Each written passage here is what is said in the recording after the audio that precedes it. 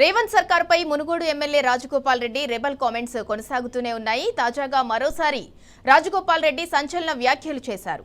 మంత్రి పదవి ఇస్తామని పార్టీలో చేర్చుకుని అవసరం తీరాక సమీకరణాలు కుదరటం లేదనటంపై భగ్గుమన్నారు. ఒకే ఇంట్లో ఇద్దరు అన్నదమ్ములు ఉన్నారని పార్టీలో చేర్చుకునేటప్పుడు తెలియదా అంటూ ఫైర్ అయ్యారు. ఇద్దరం సమర్థులే అయినప్పుడు ఇద్దరికి మంత్రి పదవులు ఇస్తే తప్పేంటని ఆగ్రహించారు. 9 మంది ఎమ్మెల్యేలున్న ఖమ్మం జిల్లాకు 3 మంత్రి పదవులు వచ్చినప్పుడు 11 మంది ఎమ్మెల్యేలున్న నల్గొండ జిల్లాకు 3 మంత్రి పదవులుంటే తప్ప అని ప్రశ్నించారు. ఆలస్యమైనా సరే ఓపికగా ఉంటున్నానని, తన వ్యాఖ్యలతో మునుగోడు నియోజకవర్గంపై పగబడితే మాత్రం ఊరుకునేది లేదని హెచ్చరించారు. రైట్, ఇదే అంశానికి సంబంధించి మరింత సమాచారం మా ప్రతినిధి రాము అందిస్తారు.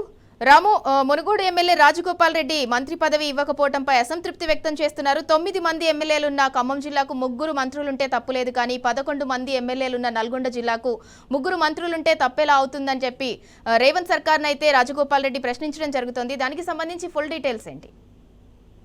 మునుగోడు ఎమ్మెల్యే రాజగోపాల్ రెడ్డి తన తీవ్ర అసంతృప్తిని పదే కూడా వెళ్ళగక్కుతున్నారు. ఈ రోజు మునుగోడులో గ్రామ పంచాయతీ భవన నిర్మాణం సంబంధించినటువంటి శంకుస్థాపన కార్యక్రమానికి హాజరై మరోసారి కూడా వివాదాస్పదంగా వ్యాఖ్యలు చేశారు. నేరుగా అధిష్టానాన్ని గురిపెట్టారు, రేవంత్ రెడ్డిని గురిపెట్టారు. తన మంత్రి పదవి ఇస్తానే పదవులకు తీసుకున్నారు, తన మంత్రి పదవి ఇస్తానే నన్ను పార్టీలో తీసుకున్నారు, మంత్రి పదవి ఇస్తానే భువనగిరి ఎంసీ సీట్ గెలిపించుకుంటామని చెప్పారు. పదే మధ్య పెడుతూ మోసం చేస్తూ వస్తా ఉన్నారు. ఖమ్మం జిల్లాకు 3 మంత్రి పదవులు ఉన్నాయి, నల్గొండ జిల్లాకు 3 మంత్రి పదవులు ఉంటే తప్పేంటి అంటూ కూడా ఆయన నేరుగా నిలదీయడం జరిగింది. దీంతో పాటు అన్నదమ్ములు అంటున్నారు. అన్నదమ్ములు ఇద్దరు కూడా సమర్థులమే, అన్నదమ్ములకు మంత్రి పదవి ఇచ్చే తప్పేంటి అంటూ కూడా ఆయన మరోసారి కూడా అధిష్టానం తీరుని తీవ్రంగా తప్పుపడటం జరిగింది. అధిష్టానాన్ని నేరుగా ఎక్కుపెట్టి నిరసన కార్యక్రమం దిగుతున్నారు. తనకు మంత్రి పదవి ఇస్తారా లేదంటే తన దారి తను చూసుకుంటాను, రాజీనామా చేస్తాను, మునుగోడులో మళ్ళీ ఉప ఎన్నిక తీసుకొస్తానంటూ కూడా ఆయన తీవ్రమైనటువంటి వ్యాఖ్యలు చేయడం జరిగింది. నేను వ్యతిరేకంగా మాట్లాడుతున్నాను కాబట్టి, నేను ప్రశ్నిస్తున్నాను కాబట్టి మునుగోడు నియోజకవర్గానికి ఒక్క రూపాయి కూడా నిధులు ఇవ్వకుండా తనను ఇబ్బంది పెడుతున్నారు. మునుగోడు నియోజకవర్గం వెనకపాటు గురైతే మాత్రం ఊరుకునే లేదు, మునుగోడు ప్రజలు అన్యాయానికి గురైతే మాత్రం ఊరుకునే లేదు. ఖచ్చితంగా నిలదీస్తూ ఉంటాను, ఎంతకాలికైనా పోరాటం చేస్తాను, ఎంతకైనా తెగిస్తానంటూ కూడా రాజగోపాల్ చేస్తున్నటువంటి వ్యాఖ్యలు జిల్లాలో చర్చను రేపుతా ఉన్నాయి. హాటుగా మారిపోయింది. ఇతర ఎమ్మెల్యేలు కూడా ఇదే రకంగా ఆలోచిస్తా ఉన్నారు. నియోజకవర్గాలు 1 రూపాయి లేదు, నిధులు రావట్లేదు, కనీసం మంత్రులు పట్టించుకోవట్లేదు. కేవలం జిల్లాలో 2 మంత్రులు మాత్రమే వాళ్ళ నియోజకవర్గాలు అభివృద్ధి చేసుకుంటున్నారు, కానీ తమ నియోజకవర్గాలకు 1 రూపాయి ఇవ్వట్లేదు అన్నటువంటి భావనలో కూడా ఇతర మంత్రులు ఉన్నట్టుగా, ఇతర ఎమ్మెల్యేలు ఉన్నట్టుగా కూడా మనకు తెలుస్తా ఉంది. మునుగోడు ఎమ్మెల్యే రాజగోపాల్ రెడ్డి అయితే నేరుగా అయితే ఢీకొంటున్నారు, నేరుగా అయితే విమర్శలు సంధిస్తా ఉన్నారు. ఖచ్చితంగా తనకు మంత్రి పదవి ఇవ్వాల్సిందే, మంత్రి పదవి కానీ ఇవ్వకపోతే నేను మునుగోడు నుంచి మళ్ళీ రాజీనామా చేస్తా, పార్టీని వదిలిపెడతా. ఇప్పటికే కాంగ్రెస్ పార్టీ క్షేత్రస్థాయిలో ఆగమాగంగా ఉంది, క్షేత్రస్థాయిలో ప్రజలు విశ్వసించట్లేదు, క్షేత్రస్థాయిలో కాంగ్రెస్ పార్టీ పరిపాలన మంచిగా లేదంటూ కూడా ఆయన వివాదాస్పదంగా మాట్లాడుతున్నారు. నిజంగానే క్షేత్రస్థాయిలో ఇంత వ్యతిరేకత ఉన్నటువంటి నేపథ్యంలో తనలాంటి వారికి మంత్రి పదవులు ఇస్తే నా ఎఫిషియన్సీ ఏంటో చూపించుకుంటాను కదా, నేనేంటో చూపించుకుంటాను కదా అంటూ కూడా ఆయన పదే కూడా ఆరోపణలు చేస్తూ ఉన్నారు. ఎందుకంటే నాకు మంత్రి పదవి ఇస్తానని మభ్యపెట్టారు, ఇస్తానని పదే మోసం చేస్తూ వస్తున్నారు.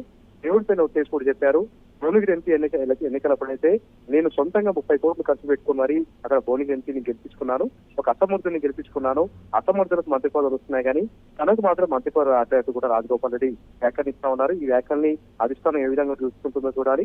కనీసం క్రమశిక్షణ సంబంధించినటువంటి నోటీసు కూడా ఇప్పటివరకు కూడా జారీ చేయలేదు. ఒకనొక దశలో రాజగోపాల్ రెడ్డిని పార్టీ నుంచి సస్పెండ్ చేస్తున్నటువంటి వార్తలు కూడా వస్తా ఉన్నాయి. తనను మాత్రం సస్పెండ్ చేస్తే కాంగ్రెస్ పార్టీ అంతేందుకు చూస్తాను, కాంగ్రెస్ పార్టీ యొక్క అంతేందుకు చూస్తానని కూడా ఆయన తీవ్రంగా ప్రశ్నిస్తా ఉన్నారు, నేరుగా తీసుకుంటున్నారు.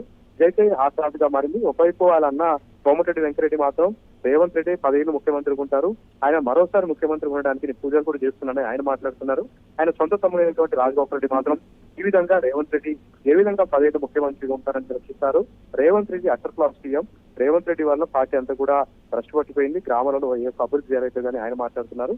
ఈ అన్నదమ్ములు ఇద్దరు కూడా భిన్న ధృవాలుగా ఉంటూ పార్టీలో కార్యకర్తలు అయితే అయోమయానికి గురవుతూ ఉన్నారు. జానారెడ్డి పైన కూడా తీవ్రంగా విమర్శలు చేయడం జరిగింది రాజగోపాల్ రెడ్డి. జానారెడ్డినే తన మంత్రి పదవి అందుకుంటున్నారు, ధృతరాష్ట్రుడి పాత్ర పోషిస్తా ఉన్నారు. ఈ విధంగా కాంగ్రెస్ పార్టీ ఉంటే కార్యకర్తలు విశ్వాసం పోయింది, కార్యకర్తలు నమ్మకం పోయింది. తననే మోసం చేస్తున్నారు, కార్యకర్తలు మోసం చేయడం ఎంతవరకు అంటూ కూడా కాంగ్రెస్ పార్టీ పైన ఆరోపణ చేస్తున్నారు. మొత్తంగా అయితే రాజగోపాల్ రెడ్డి తీవ్రాలు వ్యాఖ్యలు అయితే రోజు కూడా గీత దాడుతా ఉన్నారు. మరి ఈ వివాదం ఎక్కడ సమస్యపోతుందో తెలియాలి, అధిష్టానం ఎలాంటి చర్యలు తీసుకుంటుందో తెలియాలి. మొత్తంగా అయితే రాజగోపాల్ రెడ్డి మాత్రం ఎక్కడ వెనక తగ్గట్లేదు, తీవ్రమైనటువంటి అసంతృప్తి వెనకొస్తున్నారు. సింధురా, రాము, ఇందాక మీరు అన్నట్టు రాజగోపాల్ రెడ్డికి గతంలో మంత్రి పదవి ఇస్తాము అని చెప్పి మాట ఇచ్చారు, ఆ మాట ఇవ్వబట్టే తను పార్టీలో చేరినట్టు కూడా చెప్తున్నారు. అంటే ఎవరు మాట ఇచ్చారు గతంలో, వాళ్ళ పేరేమన్నా బయటికి చెప్పారా?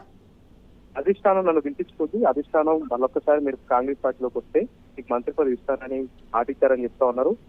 మొన్న భువనగిరి ఎంపీ ఎలక్షన్ అప్పుడు కూడా భువనగిరి ఎంపీ సీటు మీ కుటుంబంలో అంతా కూడా పట్టింది కాబట్టి మీరు గెలిపించుకుంటే మరోసారి కూడా మంత్రి పదవి ఇస్తానని మాటిచ్చారు.